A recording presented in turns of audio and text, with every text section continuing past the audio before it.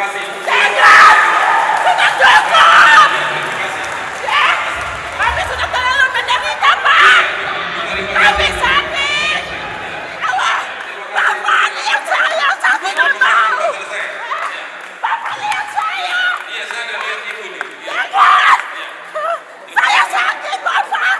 Saya sakit! Tanggal 19 Desember 61 itu kami sudah hamur, Bapak sudah habis.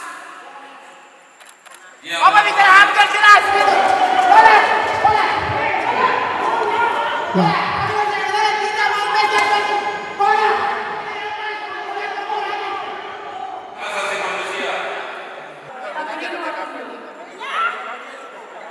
Sudah 2 kali ke MRP, 2 kali RDP.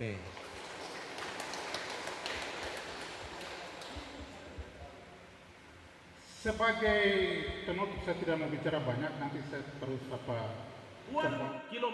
Pertama, saya sangat kesal dengan pernyataan Bapak perwakilan pemerintah Provinsi Papua Selatan di dalam yang menyatakan bahwa pemerintah punya HAM. Pemerintah tidak punya HAM. Pemerintah punya kewajiban untuk melindungi HAM. Dan tadi Pak Menteri sendiri sampaikan bahwa pemerintah tidak punya HAM. Ya kan? Dan Pak Menteri sedang melakukan tugasnya untuk menguatkan aparatus negara. Saya pikir Pak itu membuktikan bahwa bawahan Bapak itu belum paham tentang HAM. Kalau belum paham tentang HAM, yang dikhawatirkan adalah pelanggaran HAM akan terjadi secara sistematik dan struktural. Siapapun yang melanggar hak asasi manusia, dia bisa ditindak. Nah, itu kewenangan dari Komnas HAM. Kalau Komnas HAM menyatakan pemerintah melanggar HAM, ya nyatakan saja. Mau dituntut sampai dimanapun kita siap, karena itu berlaku universal. Siapapun dia yang melanggar HAM, ya harus ditindak. Termasuk pemerintah ya, Pak? Ya termasuk pemerintah, kah, TNI, kah, Polri, kah, pribadi, kah. Apakah pemerintah melanggar HAM? Ya itu Komnas HAM yang berikan nilai, bukan kita. Nggak mungkin kita berikan nilai sendiri. Kalau Komnas HAM dalam melakukan pemantauan terhadap proyek-proyek PSN termasuk di Papua dan di wilayah lain, kita berbasis kasus. Misalnya kalau terjadi kekerasan, maka itu langsung terlihat adanya pelanggaran HAM. Tetapi bisa juga dia sesuatu yang bersifat dampak ke jangka panjang.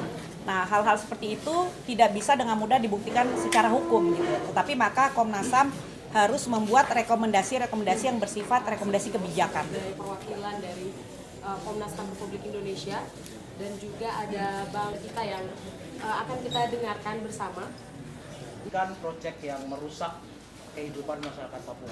Jadi yang kita bawa dari kampung-kampung, distrik-distrik, ini adalah korban langsung yang hari ini tanahnya diambil. Tidak ada sepeser pun yang mereka pegang. Tidak ada upaya. Saya mau bilang, saya anak asli Malin. Tidak ada upaya. Jadi yang bicara tentang upaya penyelamatan hak asasi manusia Malin, tipu. Program PSN, hutan di Gunduli, kita hari ini mengalami banjir. Tahun lalu, Bapak Joko paham, kita mengalami banjir yang cukup dahsyat. Banjir bandang disebutnya, sampai hampir mendekati melewati bumbungan rumah. Jadi ini adalah forum di mana kami ingin mendengarkan secara langsung dari masyarakat terdampak. Jadi kami tidak akan defensif. Tadi yang disampaikan oleh mama-mama di sini ya, yang kemudian sampai pada kesimpulan menolak PSN, itu kami dengarkan. Ya, kami akan sampaikan nanti ke Pak Menteri. Tetapi untuk lebih dari itu, misalnya adalah untuk menghentikan PSN, ya, yang menghentikan PSN, saya pikir kami Kementerian Hak Asasi Manusia belum bisa mengambil sikap itu. Selamat pagi, Assalamualaikum warahmatullahi wabarakatuh. Shalom, Bu Nai, moderator Dewan Gereja Papua. Selamat datang Bapak Mugianto.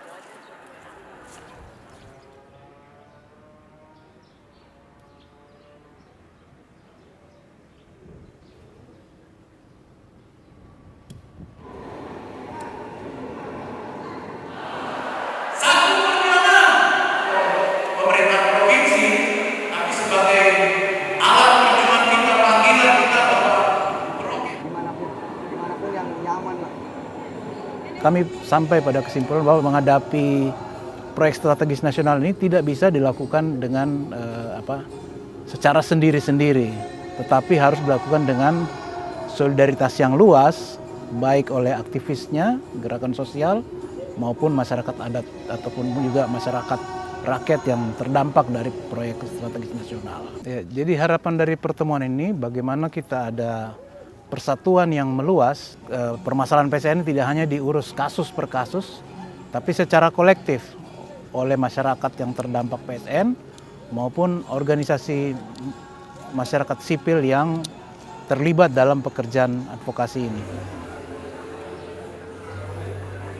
Deklarasi Solidaritas Merauke. Deklarasi ini adalah hasil kerja bersama kami Gerakan Solidaritas Merauke. Naskah ini dirumuskan setelah kami saling berbagi cerita tentang derita dan trauma kolektif yang disebabkan kejahatan-kejahatan negara korporasi.